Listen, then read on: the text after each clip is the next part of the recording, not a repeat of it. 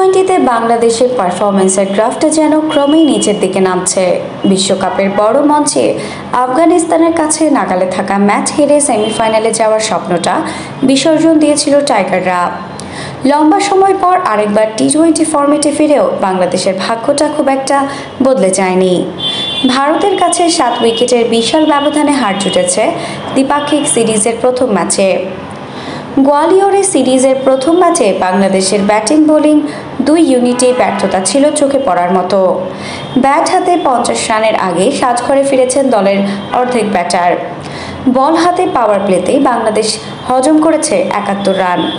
ভারত বাংলাদেশের ওপর ঠিক কতখানি আধিপত্য দেখিয়েছিল তা স্পষ্ট হতে পারে এখান থেকেই। তবে এমন হতশ্রী পারফরমেন্সের পরেও নিজেদের এত খারাপ দল বলতে নারাজ বাংলাদেশের অধিনায়ক নাজমুল হোসেন শান্ত। তিনি বিশ্বাস করেন এর চেয়ে ভালো দল বাংলাদেশ। খারাপ হয়েছে যে সেটাও বলবো না, আমার মনে হয় যে এর থেকে আমরা ভালো দল। শেষ অনেক দিন ধরে এই সংস্করণে আমরা ভালো পারফরমেন্স করছি না, কিন্তু আমি বিশ্বাস করি না আমরা এত খারাপ দল।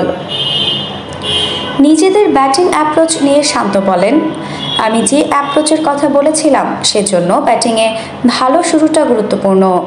শুরুটা ভালো হবে, বাকিদের কাজটা সহজ হয়ে যায়। যারা ওখানে ভালো খেলছে তাদের দায়িত্ব নিতে হবে। বাংলাদেশ অধিনায়ক অবশ্য স্বীকার করে নিয়েছেন তার দলের পুরোটাই ছিল ব্যর্থতার চাদরে মোড়া। জোর দিয়েছেন ভালো শট খেলার দিকে। আমরা সবাই মিলে ব্যর্থ হয়েছি, আক্রমণাত্মক মানসিকতা থাকবে, তবে কখন কোন শট খেলবো এটা বুঝতে হবে। এখনই এই অ্যাপ্রোচ বদলাতে চাই না, আমাদের এভাবে খেলে যেতে হবে, তবে ভালো শট নির্বাচন করতে হবে। আফসানা নওরিন, বাংলা স্পোর্টস।